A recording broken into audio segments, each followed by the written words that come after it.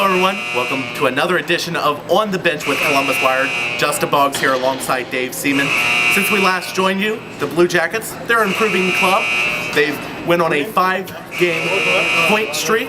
They lost, of course, on Sunday evening to the St. Louis Blues 2-1 against the Ken Hitchcock-led St. Louis Blues. Now, Dave, you've been at the arena for the last couple games.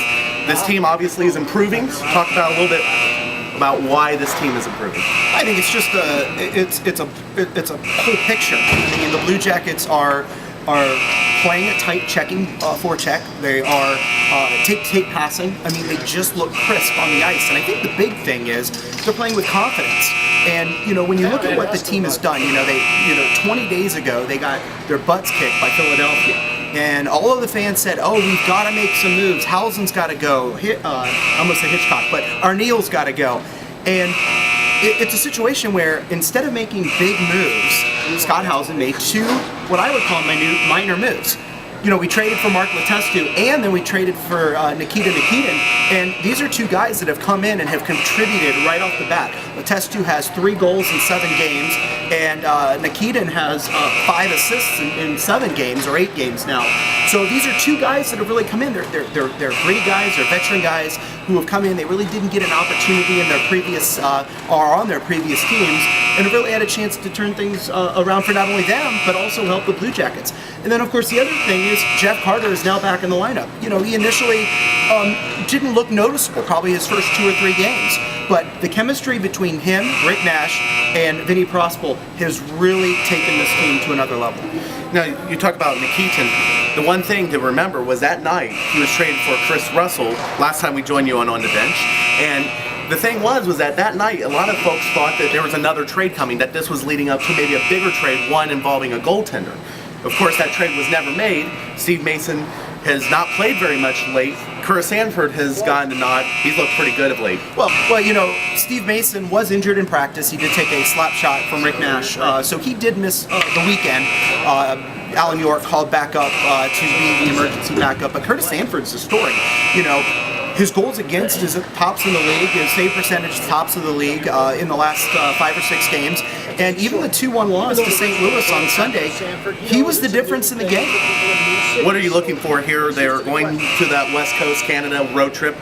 What do you look forward to on the road trip to Western Canada? Coming back, it's a situation where, okay, the Blue Jackets have built momentum over the last 6 to 8 games. Now you have to go on the road. And the thing is this, when I think back the last 2 weeks, you had road trips in Boston and Nashville, the defending Stanley Cup champions, and a team who are in a building where you haven't won in several years. And you come back with 3 points. Then you have another road trip, or then you have another series where you had at New Jersey and Buffalo at home, you get 3 or 4 points. You have to continue to play in segments. The Blue Jackets, 15 points as we stand right now, can go on the road and can make an impact. And you go to Vancouver. Of course, Roberto Luongo has been struggling here of late.